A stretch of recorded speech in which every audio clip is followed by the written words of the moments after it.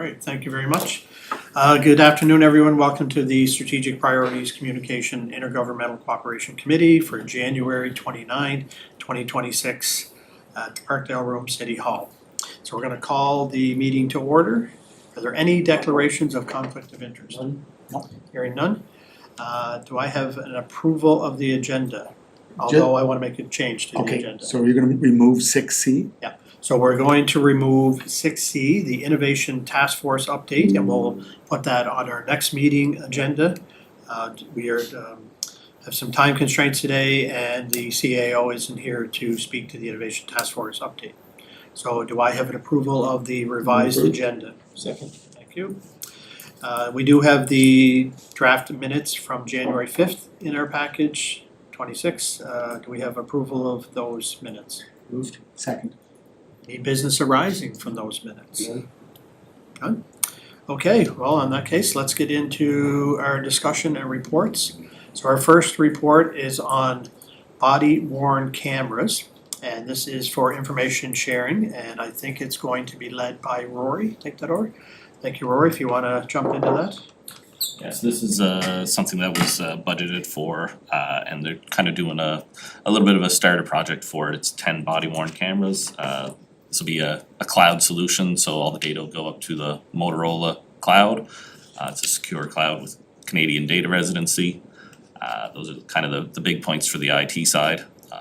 And I think this will be going through Protective Emergency Services Committee. It's shared with this committee because it's coming out of the IT budget. There's more information in the package, but if you guys have any questions, I can try to give as much information as I can. So Rory, just to confirm, the 23,000 service fee, is that an annual service fee for that cloud service? That's right, yeah. And is there any other operational implications to the corporation or CPS as a result of managing that service? I would say there's just a little bit of labor involved, but nothing additional, no additional cost. So no additions to the vests themselves, and how any additional operating costs that may be put down onto CPS's operational budget as a result of that? There may be some minor costs, but nothing that I've been made aware of, yeah. And they would account for that likely on Yes. their operational budget, not necessarily through you and your IT budget, right? That's correct. So will you be responsible for the 23,000 annual? Yeah. You're operating? That's correct.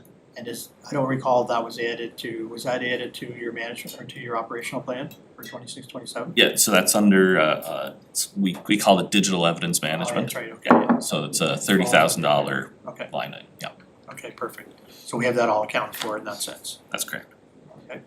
And just one last thing. So interesting enough, is this being deemed a pilot project?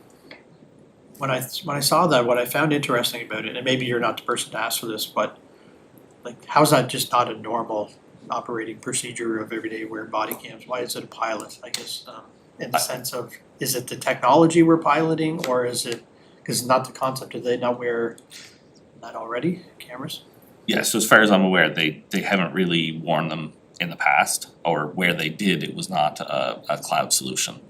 So anytime they did have body worn cameras, it was just a standalone device. Standalone camera. Yeah, that they would. Would download the yeah. video type of thing, okay. So which chair in the report, it says 4 body worn cameras are currently being tested. That's part of this pilot though, or? That was more of a proof of concept. Okay. So Motorola kind of gave those to us with the understanding that we would probably be moving forward with a 10 camera. It seems very commonplace everywhere else, and certainly in other parts of, Canada and the United States and elsewhere, so kind of seems a little bit, we're catching up on body cam technology. Yeah. But clearly, just given the landscape and the times that we're in, it certainly seems like something that is very much needed for the protection of both police and citizens and everybody's safety involved, so. Yeah, okay, well, so I know you indicated it was for information only, but is this gonna be a resolution that we would see coming to council? So are you looking for us to bless this forward to get a resolution to come? I think it would be good to have a blessing of this committee as well, but I believe it'll be Protective Emergency Services carrying Okay, it. so we'll do it from a IT perspective? Yeah. And then they'll do it from the want need of their area. Yep. Okay, so, okay, great, thank you very much. Thanks, Rory, appreciate that report. Thank you. So just with that on the You floor, want 10 cameras, again, this is a question I'll have to bring up with protective services. How many police officers do we have on duty? Would it be, again, that's something I can ask. Yeah. I think it's great that we're doing it, just as the chair was mentioning his rationale. You know, some forces are not using them, and we're seeing the detriments of that. I think this is all about openness, transparency, so it's, you know, good move, that's why. Is Summerside or Kensington using them? RCMP on the island? Are we the first? I don't believe they're doing it through Motorola. I know Summerside for sure has used them in the past. I don't know that they've done anything through a cloud solution. So as a result of that, those devices then, are they then networked? Like in the sense of remote networking to be real time? Yeah, so these devices, essentially, they record all the data, you get back to the office and you put it on a So they're not dock. SIM enabled Yeah. in real time, you do have to bring them back and then upload them Yeah. from that, once you get on a network, then it'll upload, okay, okay. Thank you. Interesting, okay, no, okay, thank you very much. Okay, we'll move on to Melanie, she's going to provide our committee with a update on the strategic plan for 22-26 progress report. Thank you, Chair. All right, so I'll turn you to page 43 of your package. And page 43 and 44 is an overview, and then page 45 and 46 will have the strategic plan actions status update. I'm going to speak to what was asked for, the current strategic plan actions, the status where we're at, and looking forward into our fourth and final year of the current strategic plan, what's left. So to begin, as we conclude year 3 of a 4-year strategic plan, what has been the progress, results, and impact, what work has been completed, and what work is remaining. And to answer those questions during our September meeting, we went into more depth that I won't go into today, but to briefly overview, to kind of catch us up to where that conversation ended, and then to take us a bit further as to the priorities and advancement that has happened since September. So in that conversation in September, there were 6 topics discussed to frame that strategic plan work and that conversation around all of what the city has been doing during those 4 years, once we conclude next year. The first was the context within which the strategic plan advanced, the historic growth data that was shared, which, if summarized, is the city of Charlottetown houses 26% of all of PEI's population, and the Charlottetown region, for which we are the hub city where people commute for work and school and hospital and amenities, this region represents 52% of PEI's population. And grappling alongside the work of prioritizing the strategy and existing work that's important for a municipality is that this growth happened very quickly. PEI grew by 31,602 new people within 8 years, and just over 20,000 of that came in just in the last 4 years. Of that 20,000, 12,000 arrived to this Charlottetown CA region, for which Charlottetown is the hub city. And so those are a few data points that told a bit of the story around this sustained, unprecedented growth, leading into the region accommodating record levels of people and the resulting demand on infrastructure and services. The second theme that we had discussed was the backdrop within which the strategic plan advanced, and that was this time of unprecedented challenges. Not only was this time in which the strategic plan was being actioned marked by growth and surging demand, the city was also on the forefront and responding to unprecedented challenges. From Fiona and the large-scale citywide EMO response that was activated, to reception centers, to the post-Fiona cleanup, the storm damage and the damage created by an estimated 5,000 trees that came down. Alongside this, the housing crisis and an all-hands effort in planning and heritage to digitalize, expedite, and innovate to support those building housing through expedited permitting processes and reducing restrictions within approved parameters. Alongside that has been the societal challenges and new trends that a number of departments are on the front lines in responding to. and not a challenge, but an exciting opportunity as transit became a tipping point in ridership and growth, and really a great success story that has marked this time.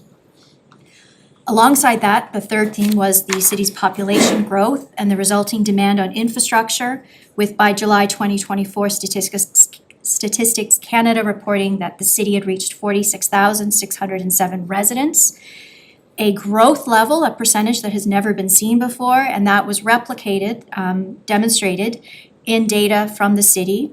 This surge in population was reflected in the demand on the city's infrastructure and services through some data sets that we looked at, including the province's ArcGIS, which showed an average of 107,414 cars per day entering and exiting Charlottetown through the 5 major intersections.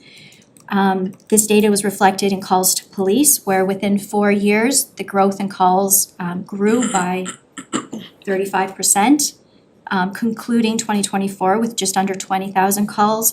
And calls to fire also reflected this growth in demand for services, with a 43% increase in calls in 4 years. Following that, we looked at the overview of the strategic plan development in 2022, and essentially in 2022, we launched our first ever strategic plan that we're now entering our 4th year for. Those new growth trends were just beginning to be noticed and the impact realized, so it was a opportune time and a forward-thinking time for council, for staff, and for Carly, who led the process to step forward in developing the City of Charlottetown's first strategic plan. If we were to replicate this exact process, that would mean as of April, we would begin the process of developing a new strategic plan for launch in Q1 of 2027. Following that, we looked at some of the big highlights and impacts of the city's work over the last 3 years, the legacy items that will be left for generations, from the Simmons Sports Centre to the rapid expansion and sustained public transit system to the infrastructure that grew alongside the 2023 Canada Winter Games. Large-scale infrastructure and in work, particularly around the Eastern Gateway, in collaboration with the province, leading the intersection work and us mitigating traffic around. As well, groundbreaking revitalization of downtown Charlottetown through Don Allen's leadership in the new library, and developers rapidly expanding housing and commercial developments downtown, and continued work on the Province House, and much more as discussed previously. And then we moved into the progress report on the city's 97 action items. And so that's what we're going to move into here now. As previously noted, the work completed to date was made possible through the priority that Council and CAO placed on the strategic plan, CAO McConnell's requirement to advance this priority, and extensive work completed by Carly with support from Council, staff, and input from all departments. So as we move to look and revisit the strategic plan as we complete year 3 and approach year 4, to summarize our progress as shown in the chart in the report, as we approach our final year, our completed strategic priorities is now at 60%, up from 53% in September. When tallying both our completed priorities and those priorities that are nearly complete, on track for completion in the next few months, this grew from 71% in September up to nearly 80% as of January. The current status at the close of year 3 of 4 is 80% complete or nearly complete, 14% that will take more time, and if not replaced by another more pressing priority, are expected to be complete by the end of 2026, and 6.2% at risk, either completely reliant on budget allocation or reliant on external third-party decisions or approvals. I noted in the report a very small list of the significant priorities that cross the continuum of municipal responsibility, and something that is an important part of this time of year through the budget deliberation process and prioritizing of all the many things that need to be done, what is most important. And this strategic plan, as we move into the final 2 pages, touches on the high-level key priorities and what is completed, but also what we really have to look at and think about in the year to come, what can be done, what is most important. So with the enclosed 2-page strategic plan guiding our discussion, you'll see it starts off right away with administration. So the departmental strategic priorities that are complete and upcoming are grouped by department and their standing committee. You'll see the category of percent complete, as well as a very brief status update within that, and then a category to rank where they are in the level of completion, with 1 being complete, 2 nearly complete, 3, barring any other priority that's more important, would be complete by the end of 2026, and everything beyond that has some risk. So with administration, some highlights we looked at was that to date, we've completed the KPMG governance study and implementation, leading to an organizational reorg, the bylaw renewal project that's been advancement of internal engagement work, and really some feedback speaking to the realignment of staff and the hiring of new staff coming out of that governance review and the impact of HR's work as well, and the appreciation for those changes that were made. Upcoming priorities that align with internal engagement as well as advancing the city. There's been ongoing work to improve internal engagement and operational efficiency, with a additional focus now on the alignment of technology data and business practices across city departments and identifying innovative solutions. One of these being the CAO's Innovation Task Force that he'll speak to at our next committee meeting. Additional priorities that fall here that remain to be completed are developing the draft of the next strategic plan and really direction from the committee on how they, the elected and staff, would like to approach the development of our next 4-year strategic plan, a visionary document to chart where we're going over the next 4 years at conclusion of the current strategic plan. As well, the community survey, it will have been 3 years since the last. A public engagement tool and inquiry into residents' recommendations, concerns, and insights. An opportunity to understand their needs and challenges, and to incorporate that into planning and budget and decisions and strategic planning. Following that, looking at communications, to date, some of the highlights have been the Charlottetown Hall, Charlottetown branding, the annual community report that is beautifully done. Charlottetown Hall being a great addition in the feedback from elected and staff, and really just that thanks to communications for that annual city community report. Upcoming priorities identified in the strategic plan and in discussions now are the new website, a highly recommended, repeatedly recommended next step action, which is a discussion in the budget process currently. The policy updated specific to media relations and social media, alignment with municipal best practices, engaging and responsive content for residents.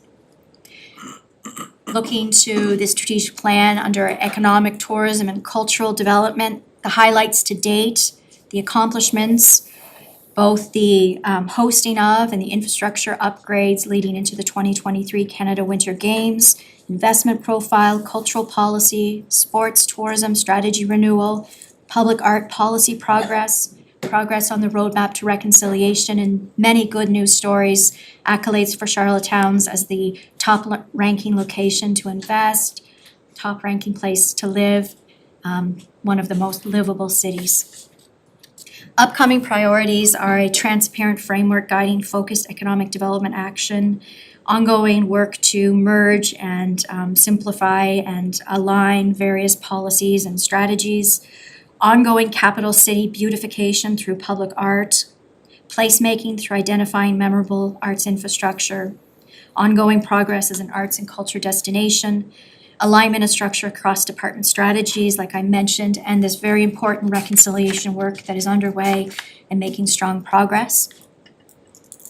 Following that, environment and sustainability, their strategic plan priorities, highlights launching of the first ever city climate action plan, transit fleet upgrade and ridership levels, 10-year public transit plan concluded, active transportation now complete, ongoing tree restoration efforts following Fiona loss, and really the thanks and the quotes that came in around this department spearheading Charlottetown's transportation transformation and the first ever climate action plan. Upcoming priorities that are under discussion to be determined, both moving the climate action plan from implementation into deployment, as well as the active transportation plan. This being the transition year, moving from a plan to activating, and then following the next strategic plan, the types of work that will be actioned. Hiring the first arborist on the team to lead best practice proactive tree maintenance for a healthy tree canopy to reduce future storm damage. And in collaboration with Public Works, continued work on active transportation, ongoing collaboration on the applicability of active transportation alongside road infrastructure projects. And with finance, great progress in September with both the bylaw and the policy procurement concluding, and the hiring of the procurement officer. The highlights that were discussed, the impacts and results to date, ongoing results and impact despite staffing shortages. All city departments rely on frequent support and advice from this department. The great news around the procurement officer position and the procurement bylaw, and progress in exploring new accounting software to gain efficiencies. Upcoming priorities and focus as we go through this budget deliberation process. These are some of the topics here on the strategic plan that are under discussion. Just the acknowledgement of the immediate impact that the advancement in procurement has had, and then looking into the next year and a new software opportunity. With accounting software approaching end of life, there is an opportunity to find a new type of software for expanded functionality and efficiencies and invoice processing and corporate reporting, streamlined budget processes and departmental budget progress reporting. And then when we look at fire services and the work that's been done there. Melanie, does your report have like a fantastic table that outlines all of this for committee's benefit, just in case they're running short on time? Like when I Excellent. look at your report, I see it quite well summarized. Yes, actually, the good news stories is summarized. Thank you, Director McEwen. It is summarized in our previous presentation. So what I'll do is I'll just quickly go through upcoming priorities and I'll skip the good news stories. Excellent. I agree, because this is great for public record. Not everybody will read that, but they'll listen to it. Okay, and that was kind of on my mind. So with fire services, we're just looking at in the next budget, what are the priorities? Launch of the findings from the fire underwriter survey and a focus on decision-making related to the fire underwriter recommendations, capacity and fire stations. Great progress in recruitment, great progress with their EMO upgrade, all steps of it. Progress on standard operating procedures. HR continues when we look at this strat plan, progress in employee engagement, wonderful survey they've been rolling out. Great work in analyzing the results and sharing it with the rollout underway. Huge initiatives and progress with their police and fire recruitment over this last year. Ongoing work with leadership and performance management development, and an ongoing focus on recruitment and retention, with recruitment being key. As you know, with the increased cost of living and increased cost of housing, this is creating even more challenges when you're doing Canada-wide recruitment for high-skilled, high-shortage positions such as we do. In IT, there are highlights I won't touch on. We've already looked at that and we can see it here in the plan. Upcoming priorities is just that focus on IT research and advisory services to expand capabilities into data and advisory services. For smart decision-making and focus, and to have analysts with specialized focus when the city needs it. Ongoing critical cybersecurity, critical infrastructure and security expansion, which is also critical for any type of AI innovation or additional innovation in the future, is having that solid cybersecurity backing. And an IT specialist to increase capacity in the work of this department that supports hundreds of staff, many buildings, council, and each department's infrastructure. Infrastructure and asset management, that focus on the GIS deployment and expansion, and corporate priorities looking at leveraging the successes and determining where we go from here with integration into all departments, huge innovation and progress has been made in this department, particularly around the GIS mapping and the integration of GIS into all city departments. Parks and Recreation, we talked a lot of highlights, a lot of big buildings and expansion with sports infrastructure. A really great year, 3 years for Parks and Recreation, with them looking now at the next year and concluding the Simmons project with the turf field, natural grass, less stress on natural grass, and expanded sports field usage, so turf field and sports field. Ongoing work with Parks and Recreation's facilities plan. In particular, they're wrapping up the Sherwood Master Plan, and this is all going towards a bigger vision that they've been working on. With Planning and Heritage, huge progress, incredible work from growth management studies, HNA, housing needs assessment, the Affordable Housing Incentive Program, ongoing work with the zoning bylaw, waiting on the official plan for approval but completed, and ongoing digitalized and automated building permit work. Within this, progress continues, milestones are being reached, official plan pending approval, and the Housing Accelerator Fund, while all work required is advancing very well. This is still a risk point because it is results dependent, and we all know that if the results aren't reached, that clawback of funds has happened. Police services, a focus on ongoing crime mitigation and specialized policing services. A 5-year hiring plan considering there is a large percentage that are due for retirement in the next few years. And really expansion on the real-time operational center, what Rory spoke to today, and the importance of the body cams. Public Works, significant ongoing work, all traffic corridors, intersections, roads pretty well need some expansion, so that work of prioritizing and really focusing us in on that North River Road next step. And some discussions ongoing that will take more time than we have here today, but is an ongoing discussion with Public Works and an ongoing prioritizing when there are so many priorities.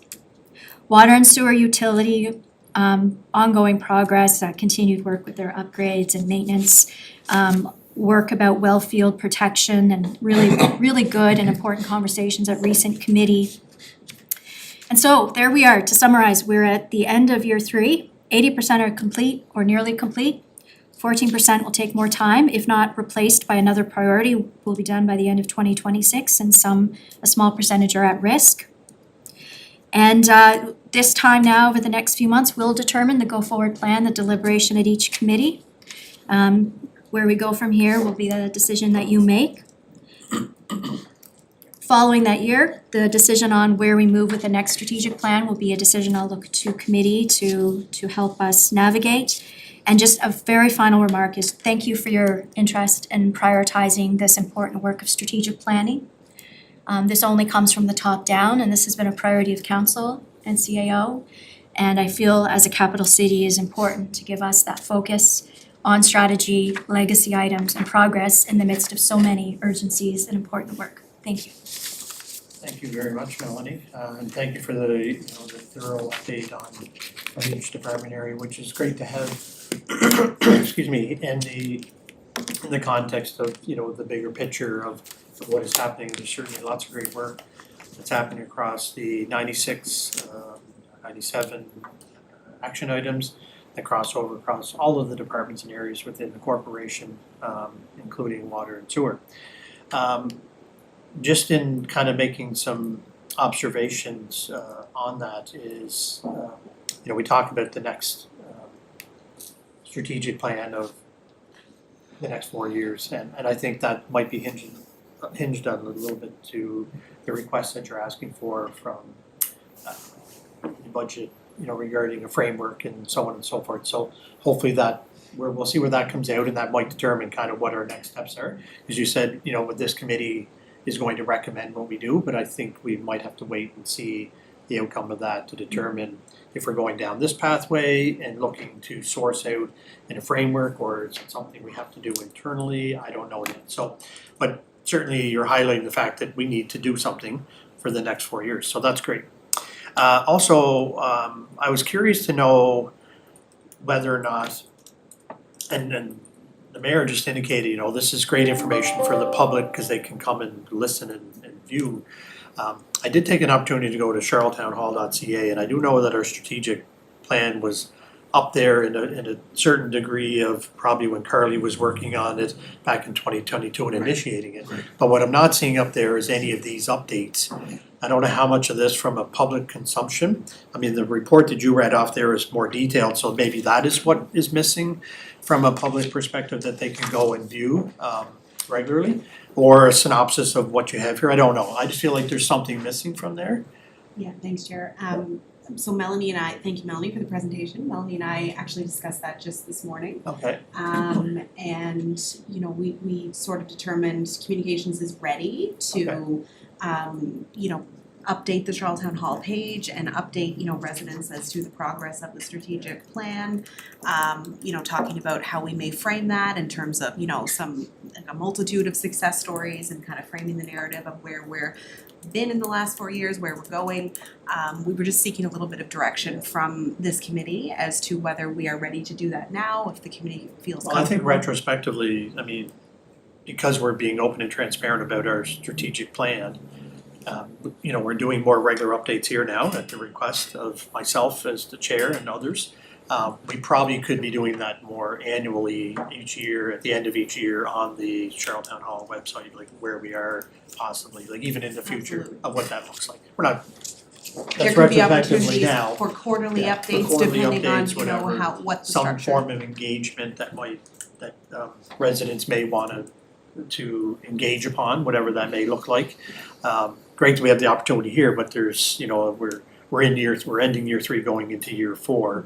Well, calendar year, we're in year 4 now of this agreement. But no, I don't want to take away from all the great work, and just because we haven't been overly communicative about it, doesn't mean we can't get there and provide that regularly for the Charlottetown. So I appreciate the updates that we're getting here. It's obviously live and available through YouTube if anybody chooses to kind of see where we are. But some people like to put their hands on something, you know, a document of some sort. And I'm sure the document that Melody you had over there that you were reading from was certainly much more detailed than what we have here. So it's probably likely what you have there to provide that in the future. So I think from this committee's perspective, and I'm just trying to be a little mindful of time here because the mayor has to run out. Again, thank you for the report. I think the next steps will kind of work itself out as we go. And, you know, we will certainly eagerly await the outcome of, you know, probably another couple months, another couple quarters before we have another update on this. Because you can see from September to now, there's certainly been progress made. You've got some arrows going up, but you know, there's a couple arrows going down too.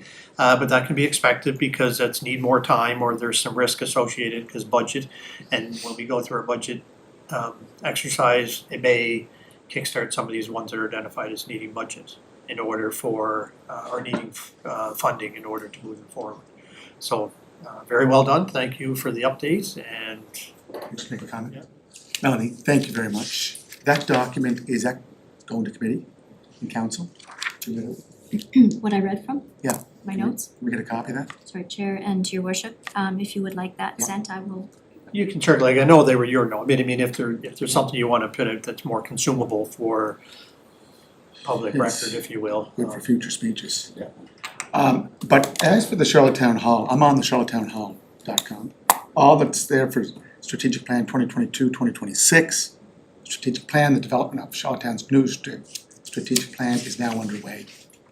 So we need that Okay. updated. And then if I go to the website, we have the plan, but none of the actions. It's not part of the plan. I think if we're, this strategic plan, I think was a fairly heavy budget for it. And I think going forward, we're probably gonna have to look at something similar. Will that be that'll be part of your budget request for 26-27, correct? Correct, Strategic plan? yes. Okay, so did we already discuss the budget for strategic priorities communication? Did you Through the include chair, that? to your worship, in December, or the meeting we had early January. And you've included the cost and potential cost of a new strategic plan? That's correct. I didn't provide options where if we wanted to look at lower costs, that would be a potential, but yes, the full cost of a formal strategic plan, yes. Yeah, so any plan that we go in the future, any future plans, I'd like to see, it'd be great to have the whole plan up online or something that shows the action plans. Because I've asked for their action plans and I do have a copy, but I had to ask, I think that it has to be available through our website or just calling up or in the community report. And as for climate action plans, yeah, we passed the plan. And I think, Mr. Chair, what's happening down at the corner of Euston and Queen Streets is going from paper to reality. That is going to create an innovation hub that will allow for this climate action plan to evolve further, not only within the city hall or city operations, but the whole community. So I think that's great that you mentioned that.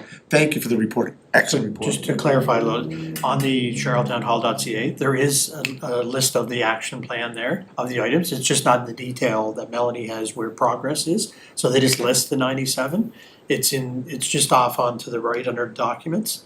I just did a search Yeah, on no. Charlottetown Hall, and this is all that showed up. So I have it here, but anyway, I'm not, debating, I'm just saying it's on, there. it's a sidebar? Yeah, it's there, and again, it just doesn't have the detail of where things are on there, but nonetheless, I think it's just an update to that and some other, from communications perspective.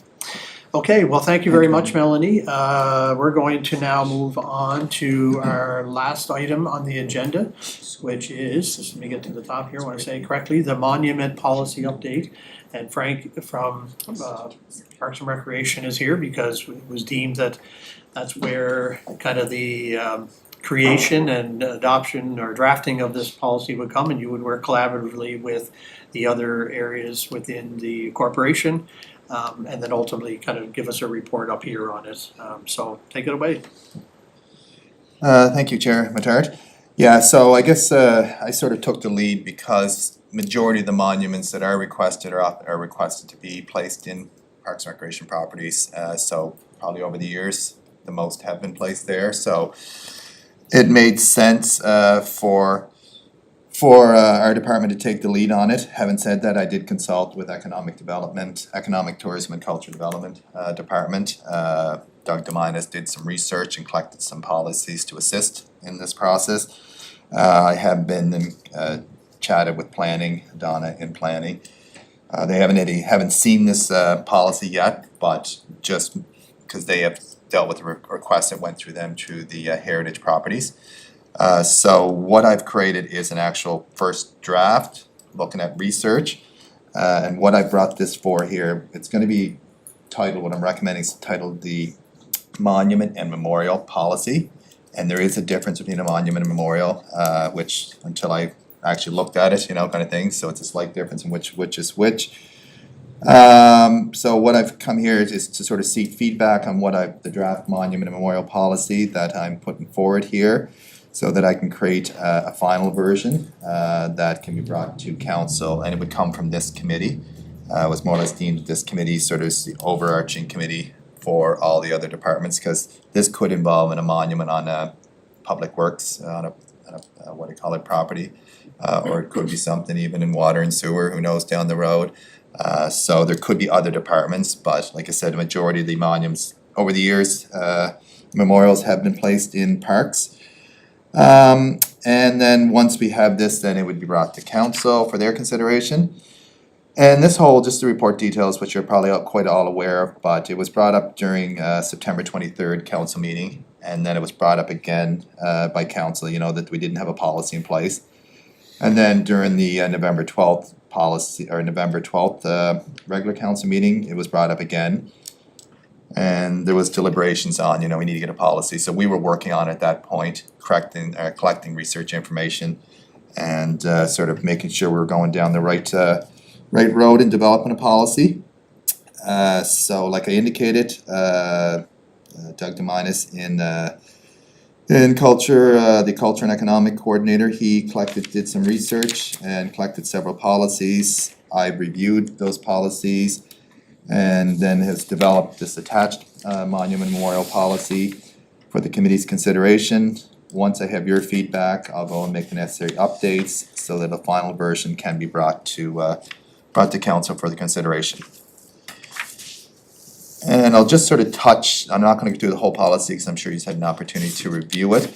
But more or less just that the purpose of the policy is to establish the objectives for the acceptance and placement of monuments or memorials on city property. Define the criteria the city will use in accepting monuments and memorials that applicants would like to have placed on city property.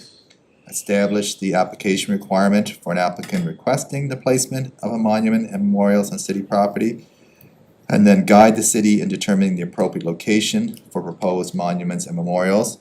And then ensuring the design, placements, look of the monuments and memorials are consistent with the community interests and respects the natural environment and community use of the property.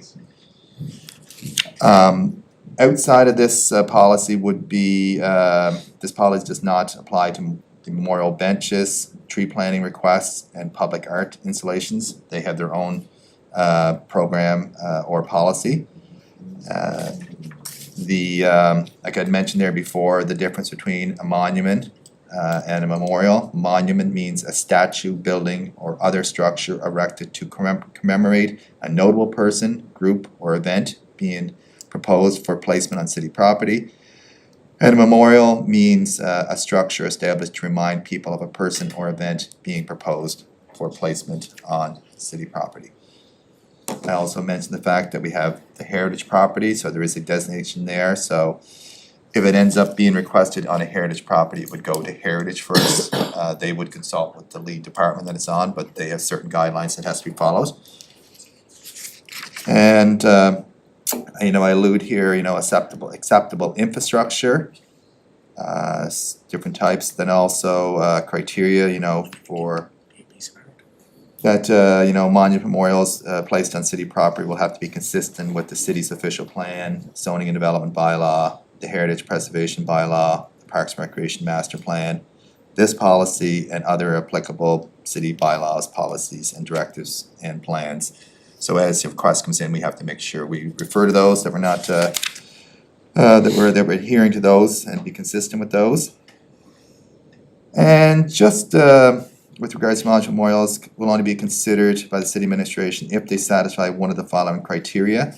And I put 3 different criteria there, and it's sort of important, if there's other ones that should be considered, but commemorating a deceased individual who has contributed significantly to the city of Charlottetown, commemorating a community association and or group that is contributing significantly to the city of Charlottetown, or commemorating historical events or places of national, provincial, or local significance. So those, looking at all the policies, those are sort of the 3 guiding statements that when you're looking at monuments and memorials. And just the fact, like monuments and memorials in all forms will be considered, including but not limited to, just to give people an idea, statue or sculpture, historical artifacts that are significant to a community, an original sign / structure. And even a memorial, a lot of times you'll see a section of a trail. A plaque is a specific section of the trail would explain the memorial or cause, and then this would be based on a certain donation amount. But there could be other things as well. There could be even a memorial garden, which would be similar as well. So I just sort of gave some examples. I could have made the list a page long. And then just the application process, trying to keep it pretty straightforward, that an individual group proposing to erect a monument or memorial on city property will submit a detailed proposal to the office of the CEO for the city of Charlottetown.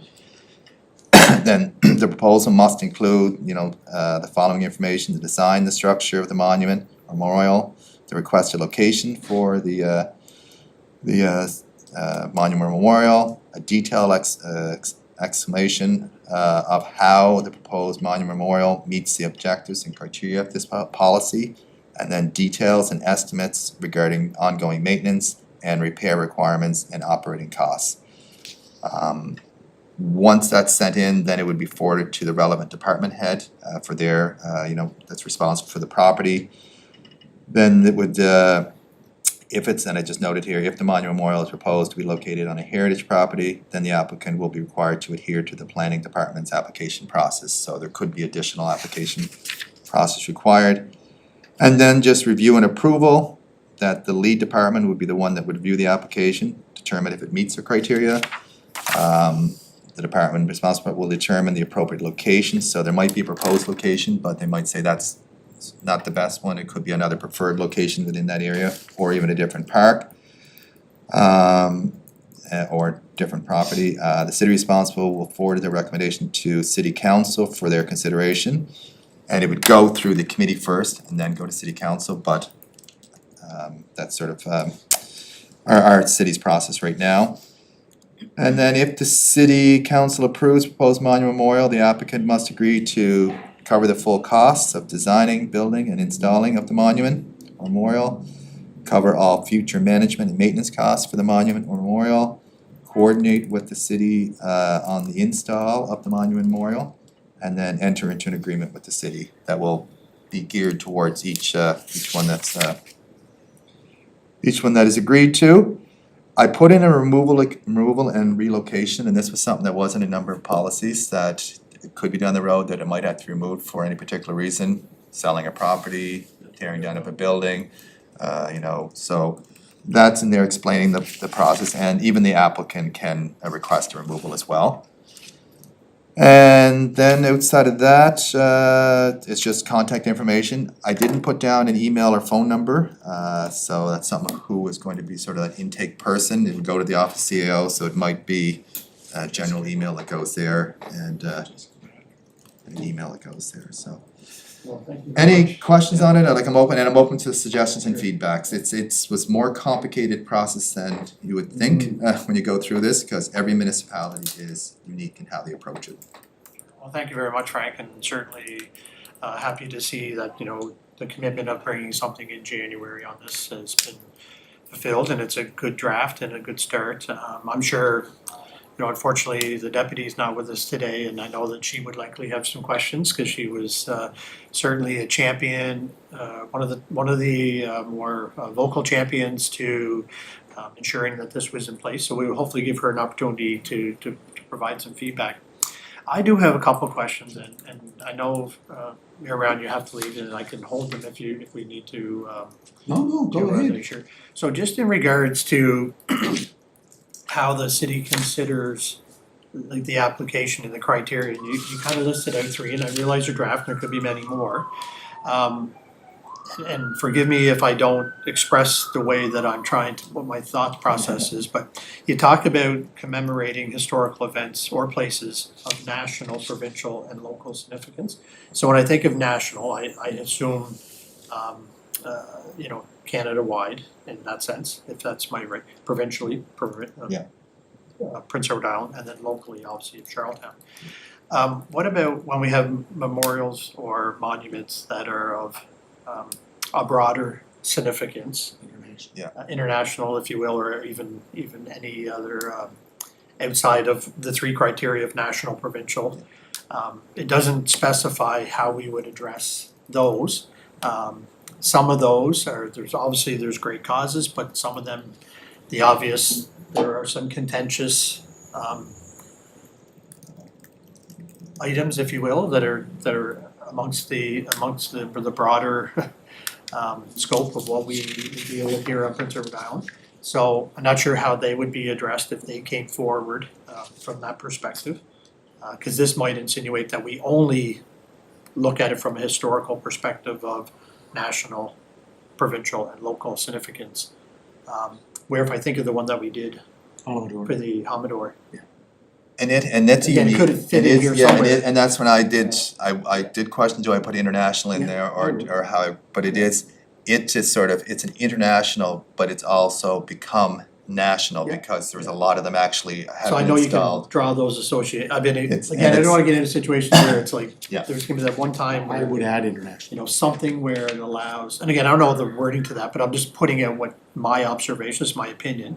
And then to that vein then, if we are going to do that, then what I don't see in here is, are there things that would prevent us from doing that? So there could be something that has of international significance that is supported nationally, provincially, and now we wanna look at it locally.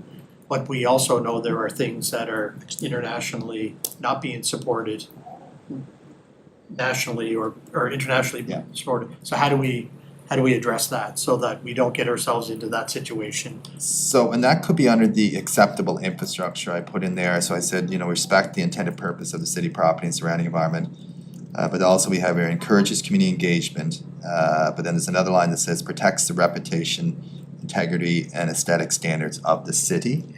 And then ensure alignment with the city's programs and services, so there is, I do mention it there, so if it's something that doesn't, and that was the I internet. just think it's more on the, like I say, please forgive me for how I'm framing this, but it's the challenging things that are occurring throughout the world that where there are requests for municipalities, provincial, et cetera, to support whatever that may look like. We know we see that in signage, and it's probably dealt with in signage, but in memorials and monuments, we could be faced with that as well. So I don't know if it's explicitly deals with how we, like, whether it's religious or it's this or it's that or the other thing, how do we account for that there? Because I think it would be great if we got something in here right now. I think Jessica, I was just looking at Jessica there, but nationally recognized. For example, our flag policy, Internationally recognized. no, nationally, if the national government, federal government Does say recognizes, that kind of there. stays within our, that's there, right? I think that's included So as in long our as it- flag Yeah. policy. Like our flag policy, if global affairs is saying that you can, we recognize this flag as a legitimate or a country per se, we raise the flag. I think it has to be We can tie consistent. it back to something nationally, is what you're saying? Perhaps for consideration, that it would be in line with the flag raising policy, that we would, consider requests for monuments and or memorials that are either nationally or provincially recognized. Good, yeah. So I'll work at sort of tweaking that wording there, and I understand, cause that was the international one was the one I was struggling with, Yeah. that makes sense. And again, I didn't know how to really convey what I mean, but I think that there's undoubtedly going to be situations where the city is going to be asked to support some form of monument or memorial in an area where it's gonna be delicate and we just don't know how to address that, so we need to have the mechanisms in place to support that. Whether it goes in kin to something else we have, like the sign, or the flag raising, or a national policy that we can tie back to of some sort. But anyway, just, So I'll have to, I don't know how to put that in there, cause I know it's protects the reputation, integrity and aesthetic standards of the city, so it's, some monuments will be a bit of a moral judgment. This is something the city, so then maybe we need to, Subjective. put that subjective, there, yeah, subjective as a so moral, it could be, yes. like, And I don't know if it's a it's city moral decision. might not be the right way Well, but word, it might be at the subjective. best interest of the city too, right? Like I whatever believe there that, is a clause, for about lack of a better term, in the flag Flag, policy okay, I'm gonna that look at that does one. reference, where it might be a. by say it's the council best and interest. or CAO can, make a decision As to outside whether or of the not it's- parameters of the policy. Okay, well, thank you, Frank, that's, My only just my question- observations, Timeline, Frank, it's, I know, sooner the better, but I don't wanna rush it, you're looking at. No, and that's the biggest, I wanna have, cause this, like you said, I wanna have a good policy when we go forward, and like I said, so.